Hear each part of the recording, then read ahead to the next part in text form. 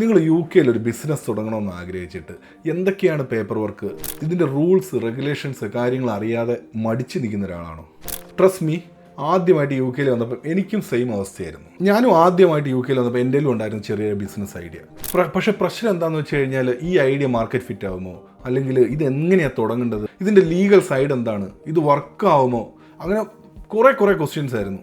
അതുകൊണ്ട് ഞാൻ 2-3 വർഷം ഞാൻ ഐഡിയ എൻ്റെ തലയിൽ കൊണ്ടുവരുന്നുള്ളൂ, ഞാനത് ഇംപ്ലിമെൻറ്റ് ചെയ്തില്ല. അവസാനം ഞാൻ ഉറപ്പിച്ചു ഇനി ഈ പരിപാടി നടക്കില്ല, ഇത് എങ്ങനെയെങ്കിലും ഇത് സ്റ്റാർട്ട് ചെയ്തേ പറ്റുള്ളൂ.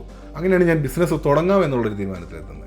സത്യം പറയാലോ, UK ബിസിനസ് തുടങ്ങുക എന്ന് പറഞ്ഞാൽ വളരെ എളുപ്പമുള്ള പരിപാടിയാണ്. നേരെ HMRCയുടെ വെബ്സൈറ്റിൽ അല്ലെങ്കിൽ കമ്പനി ഹൗസിൻ്റെ വെബ്സൈറ്റിൽ പോവുക. അവിടെ സ്റ്റാർട്ട് എ കമ്പനി എന്ന് പറഞ്ഞൊരു ഓപ്ഷനുണ്ട്.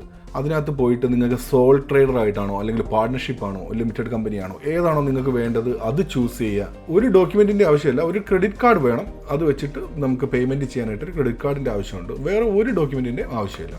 പിന്നെ അതിനകത്ത് ഫോം ഫില്ല് ചെയ്യാനെന്ന് പറഞ്ഞു കഴിഞ്ഞാൽ ഭയങ്കരമായ ലോങ് ഫോമൊന്നുമില്ല. എനിക്ക് തോന്നുന്നു ഒരു 10 മിനിറ്റിന് താഴെ നിങ്ങൾക്ക് ഒരു ടോട്ടൽ കമ്പനി രജിസ്റ്റർ ചെയ്യുന്നതിന് വേണ്ടുന്ന സമയം എടുക്കത്തുള്ളൂ. നിങ്ങൾക്ക് വൺസ് ആ ഫോം ഫില്ല് ചെയ്താൽ ഉടനെ തന്നെ കമ്പനിക്ക് ഒരു രജിസ്ട്രേഷൻ നമ്പറുണ്ട്. ആ നമ്പർ നിങ്ങൾക്ക് കിട്ടും.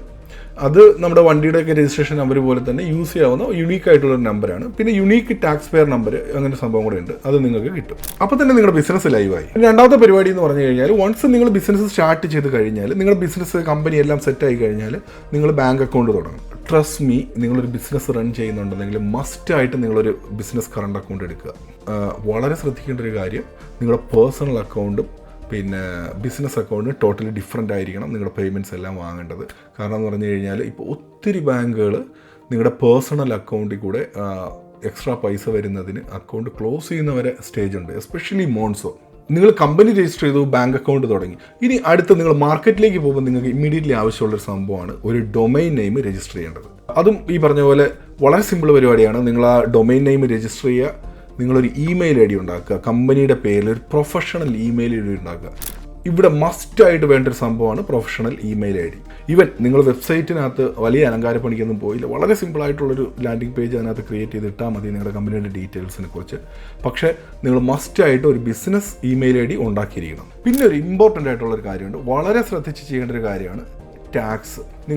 നിങ്ങൾ എലിജിബിൾ ആയിട്ടുള്ള പ്രോപ്പറായിട്ടുള്ള ട്രസ്റ്റബിൾ ആയിട്ടുള്ള ഒരു ടാക്സ് അക്കൗണ്ടൻറ്റിനെ നിങ്ങൾ കണ്ടിരിക്കണം. മസ്റ്റായിട്ട് നിങ്ങൾ കൺസൾട്ട് ചെയ്തിരിക്കണം. അത് വളരെ ചെറിയ പരിപാടിയാണ്, പക്ഷേ അത് ഒരു കാരണവശാലും മിസ് ചെയ്യരുത്. അത് നിങ്ങൾ മസ്റ്റായിട്ട് ചെയ്തിരിക്കണം. അതിനുവേണ്ടി എടുക്കുന്ന പണിയും സമയവും പൈസയും നഷ്ടമാകില്ല എന്ന് ഞാൻ ഉറപ്പുവരാം. പിന്നെ ഫണ്ണി ആയിട്ടുള്ള കാര്യം പറയാം. എൻ്റെ മൈൻഡിലുണ്ടായിരുന്നത് ഇതെല്ലാം ഭയങ്കര പൈസ ചിലവുള്ള പരിപാടിയാണ്, ലക്ഷങ്ങൾ എടുക്കുന്ന പരിപാടിയാണ് ഞാൻ വിചാരിച്ചിരുന്നത്. അതൊന്നുമില്ല. നിങ്ങൾക്കൊരു 100 പൗണ്ട് താഴെ ഈ സാധനം ചെയ്യാൻ പറ്റും. ഏറ്റവും കൂടി പോയ ഒരു 150 പൗണ്ട്സ്, അതിനകത്ത് നിങ്ങൾക്ക് ഈ പരിപാടികളെല്ലാം ചെയ്യാം. ശരിക്കും പറഞ്ഞാൽ ബിസിനസ് തുടങ്ങുന്നതെന്ന് എന്നെ സ്റ്റോപ്പ് ചെയ്തത് പൈസയല്ല, എൻ്റെ പേടിയായിരുന്നു. സത്യം പറയാലോ, ഞാനിവിടെ വന്ന സമയത്ത് എനിക്ക് ഭയങ്കര പേടിയായിരുന്നു. ഞാനൊരു ബിസിനസ് തുടങ്ങിയാൽ അതെൻ്റെ വിസയെ ബാധിക്കുമോ, എങ്ങനെ ഈ സംഭവം ചെയ്യുക, പിന്നെ എന്തൊക്കെയാണ് ഇതിൻ്റെ പുറകിലുള്ള പരിപാടികൾ, ഏതൊക്കെയാണ് ഡോക്യുമെൻറ്റേഷൻ, ലീഗൽ സൈഡ്. വൺസ് ഞാനൊരു ബിസിനസ് സെറ്റപ്പ് ചെയ്ത് കഴിഞ്ഞപ്പോൾ എനിക്ക് മനസ്സിലായി ഇതിനകത്ത് ഈ പറയുന്ന പോലെ പേടിക്കാനുള്ള സംഭവങ്ങളൊന്നുമില്ല. ഇപ്പോൾ ഞാൻ ഓൾമോസ്റ്റ് ഒരു 25+ ബിസിനസ്സുകൾ ഓൾറെഡി ഞാൻ സ്റ്റാർട്ട് ചെയ്യാനായിട്ട് ഹെൽപ്പ് ചെയ്തിട്ടുണ്ട്. അതിൻ്റെ ഒരു സ്റ്റെപ്പ് ബൈ സ്റ്റെപ്പ് ഗൈഡ് ഞാൻ ഉണ്ടാക്കിയിട്ടുണ്ട്. നിങ്ങൾക്ക് ആ സ്റ്റെപ്പ് ബൈ സ്റ്റെപ്പ് ഗൈഡ് വേണമെന്നുണ്ടെങ്കിൽ ഈ വീഡിയോയുടെ താഴെ കമൻറ്റ് ചെയ്താൽ മതി, ഞാനത് നിങ്ങൾക്ക് പേഴ്സണലി അയച്ചു തരാം. അതുപോലെ നിങ്ങൾക്ക് എന്തെങ്കിലും ക്വസ്റ്റ്യൻസ് ഉണ്ടെങ്കിൽ വീഡിയോയുടെ താഴെ കമൻറ്റ് ഇട്ടോ, ഞാനതിൽ പേഴ്സണലി അതിന് റിപ്ലൈ ചെയ്യുന്നതാണ്.